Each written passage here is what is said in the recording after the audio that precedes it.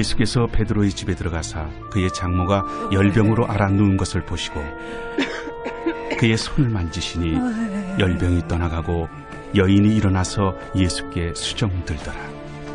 저물매 사람들이 귀신 들린 자를 많이 데리고 예수께 오거늘 예수께서 말씀으로 귀신들을 쫓아내시고 병든 자들을 다 고치시니 이는 선지자 이사야를 통하여 하신 말씀에 우리의 연약한 것을 친히 담당하시고 병을 짊어지셨도다 함을 이루려 하심이더라. 예수께서 무리가 자기를 애워싸는 것을 보시고 건너편으로 가기를 명하시니라.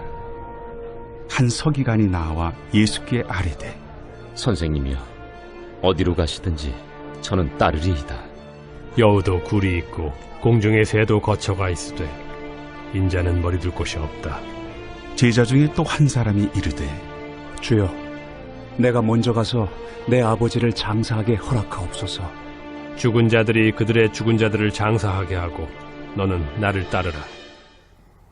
안녕하세요. 행복한 아침 묵상으로 인사드립니다. 예전에 한 선배와 서울에서 심야 영화를 본 적이 있습니다. 그런데 이 심야 영화를 보는데 영화가 시작할 때쯤 남자 한 2명이 제 옆자리로 와서 앉는 것입니다. 그리고 영화가 다 끝나갈 때쯤, 끝나기도 전에 먼저 일어나서 나가는 것입니다.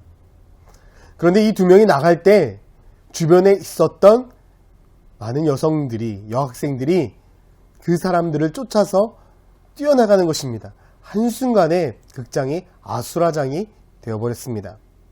알고 봤더니 당시에 정말 유명했던 G.O.D 그룹의 멤버 2명이 극장에 들어와서 영화를 본 것이었습니다. 그것도 제 옆자리에서.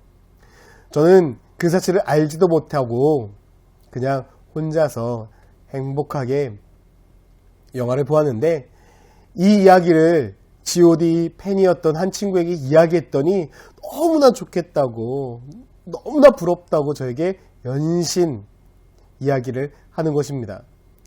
사실 저는 지금도 그렇게 좋은지 모르겠습니다. 왜냐하면 저는 그 사람들의 팬이 아니었기 때문에. 하지만 팬은 너무나 좋아하고 부러워합니다. 그런데 아무리 팬이라 할지라도 그 사람들을 위해서 자기의 생명과 목숨을 다하지는 않습니다. 평생 그들을 따르지는 않습니다. 이것이 팬의 한계입니다. 그러나 제자는 다릅니다. 제자는 자신들의 모든 것을 내어 맡긴 채 따르는 사람이 제자입니다. 오늘 본문에도 보면 두 부류의 사람이 나옵니다. 바로 한 무리와 제자들의 무리입니다. 18절 말씀에 보면 예수께서 무리가 자기를 애워싸는 것을 보시고 건너편으로 가기를 명하시니라 라고 말씀하고 있습니다.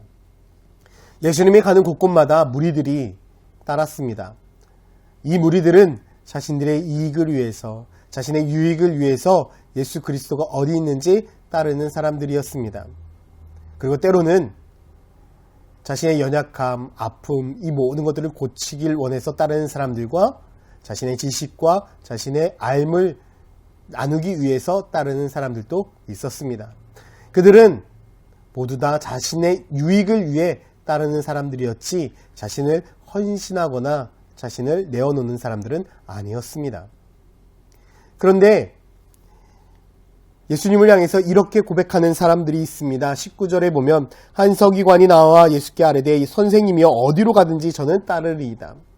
예수님께서 어디로 가든지 저는 따르겠습니다 라고 고백하는 서기관이 있었습니다. 또 한 사람이 존재했습니다. 21절에 제자 중에 또 한 사람이 이르되 주여 내가 먼저 가서 아버지를 장사하게 허락하옵소서. 이 사람은 제자였습니다. 그리고 자신의 아버지가 돌아가셨기 때문에 그 아버지의 장례를 치르고 예수님을 따르겠다라고 말씀합니다. 서기관이나 한 제자나 너무나 대단한 사람들입니다. 어디로 가든지 따르겠다. 아버지의 장례만 치르고 내가 반드시 예수님을 따르겠다.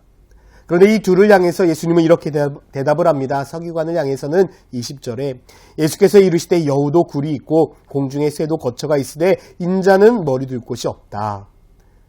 쉽게 말해서 내 집은 없다. 나는 갈 곳이 없다.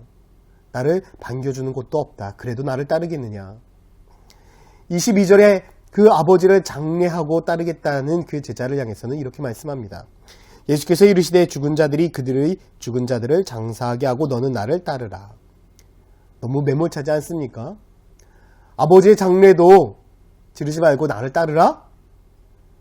어찌 보면 사랑의 예수님이라고는 생각할 수 없는 부분들입니다. 그런데 이것은 예수님께서 이 사람들에게 서기관이나 예수님을 따르겠다라고 말한 이 한 사람에게 무엇이 더 중요한가라는 것을 질문하고 있는 것입니다.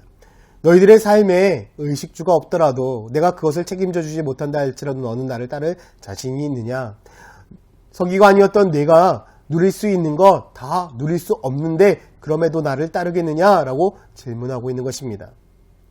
그리고 한 제자에게는 가족들보다 나를 더 사랑할 수 있겠냐라고 질문하고 있는 것입니다. 예수님을 따른다는 것은 희생을 전제로 합니다. 어떤 희생입니까? 바로 우선순위에 대한 희생입니다. 내가 생각하고 내가 즐겨하고 내가 기뻐했던 것보다 주님의 것이, 주님의 뜻이 우선시 될 수 있는가 묻고 있는 것입니다. 누가복음에도 보면 한 부자이고 경건했던 청년이 주님 앞에 나와서 이렇게 말합니다. 주님, 제가 어렸을 때부터 모든 율법을 다 지켰습니다. 제가 더 지킬 것이 있겠습니까? 그러자 예수님은 그를 향해서 이렇게 말합니다. 누가복음 18장 22절에 예수께서 이 말을 들으시고 이르시되 내가 아직도 한 가지 부족한 것이 있으니 내게 있는 것을 다 팔아 가난한 자들에게 나눠주라. 그리하면 하늘에서 내게 보화가 있으리라. 그리고 와서 나를 따르라. 이 말을 하자 이 청년은 심히 근심하며 예수님 곁을 떠나갑니다. 오늘 세상에서 예수 그리스도를 따르겠다라고 말하는 사람들은 참 많이 있습니다. 그러나 진심으로 내 삶을 희생하면서까지 주님을 따르는 사람은 없습니다. 주님을 따른다는 것은 희생을 전제합니다. 내가 가지고 있는 생각을 내려놓아야 되고 내가 가지고 있는 우선순위를 내려놓아야 합니다. 내가 즐기길 원하는 즐거움을 내려놓아야 합니다. 그것들을 내려놓지 못하면 주님을 따를 수 없습니다. 오늘 주님은 우리들에게 묻고 있는 것입니다. 너희들이 가지고 있는 그 모든 것들을 다 내려놓고 무리가 아니라 제자로 살아갈 수 있느냐? 팬이 아니라 제자로 나를 위해 죽을 수 있느냐라고 묻고 있습니다. 저는 천안침례교회 모든 성도들이 팬이 아니라 무리가 아니라 제자가 되기를 원합니다.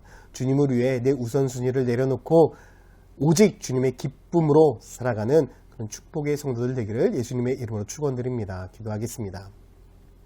사랑과 은혜가 많으신 아버지 하나님, 오늘도 주님을 위해 살아가기를 원합니다. 내 생각과 내 뜻이 아닌 주님의 뜻대로 내 모든 것이 주님의 우선순위가 되어서 주님을 따르는 믿음의 삶이 되게 하여 주시옵소서. 감사드리며 예수 그리스도의 이름으로 기도드렸습니다. 아멘.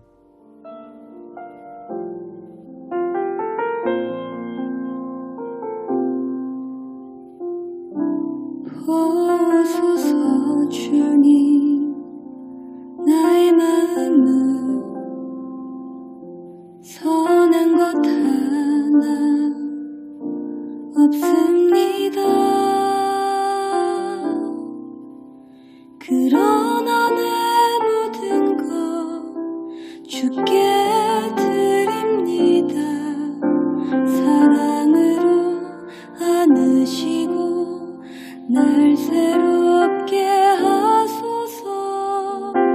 보소서 주님, 나의 마음은 선한 것 하나 없습니다.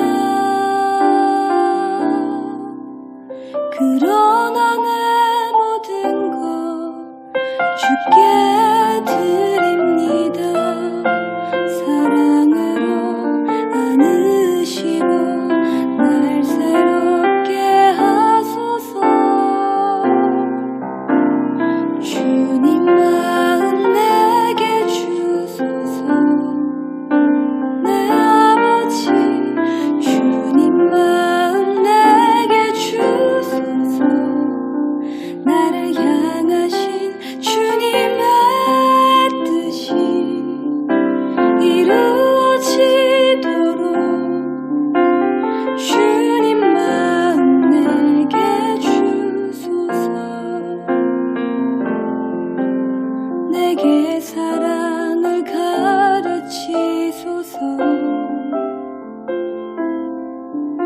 당신의 마음으로 용서하